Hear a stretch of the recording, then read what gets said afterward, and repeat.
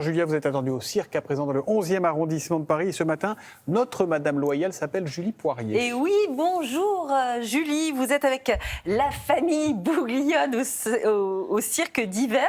Petite chanceuse, un lieu chargé d'histoire et qui fête cette année ses 170 ans. Oui, bonjour Julia et Thomas, regardez, place à la piste, place au spectacle. Je vous fais rentrer dans ce lieu mythique qui existe depuis 1852, mais la famille Bouglione l'a investi à partir de 1934. Regardez cette piste aux étoiles qui fait rêver. Tous ces fauteuils rouges, tous ces éclairages, tous ces artistes qui viennent ici d'année en année.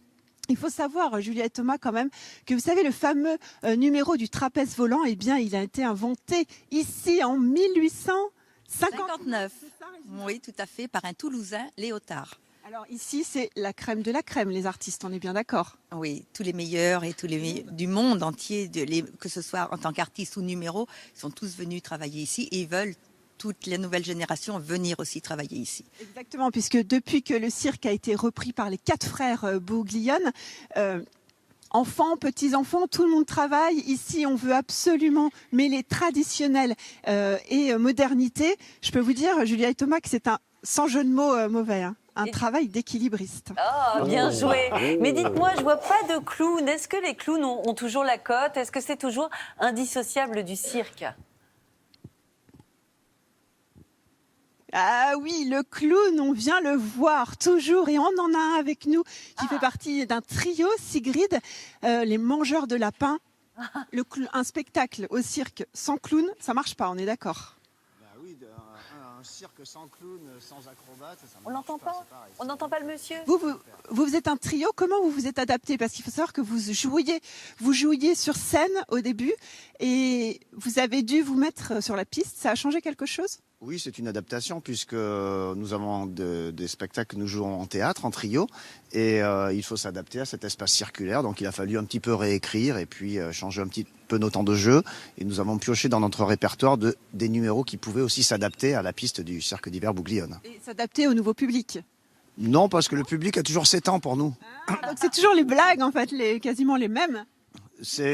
Oui, l'écriture, les sketchs sont les mêmes. Il a fallu retravailler les temps de jeu, mais pour les clowns, le public a toujours le même âge. Voilà. Exactement. Et alors, Régina, vous êtes écuyère. Ils sont super sur piste. Ils font un travail remarquable et ça touche aussi bien les enfants que les adultes. Ils sont tous, ça marche. C'est vraiment. Vous êtes écuyère et ça veut dire que c'est pareil. C'est un spectacle qui est très attendu par le public. Oui, moi j'ai 6 petits poneys Shetland, des petites merveilles. Et dès que le rideau s'ouvre et que le public voit ces poneys rentrer, c'est une joie totale. Je vois le public réagir et c'est super beau. Le cirque, langage universel, Julia et Thomas. Dites-moi, depuis tout à l'heure, nous sommes tout à fait intrigués par le monsieur très musclé qui est juste derrière vous. Vous pouvez nous le présenter peut-être? Oui, alors c'est Anthony César qui est juste derrière. Alors je peux pas, juste un petit mot, vous allez nous faire une petite démonstration, on est d'accord, hein? Ouais, on va faire une petite démo là. Ah Pas oui. trop l'heure d'habitude, hein? Oh si, quand même, allez. Vous êtes échauffés. On va sortir de la scène, Julia et Thomas, pour que vous puissiez le voir. C'est quand on parlait de la jeune génération avec Régina, là voilà la jeune génération.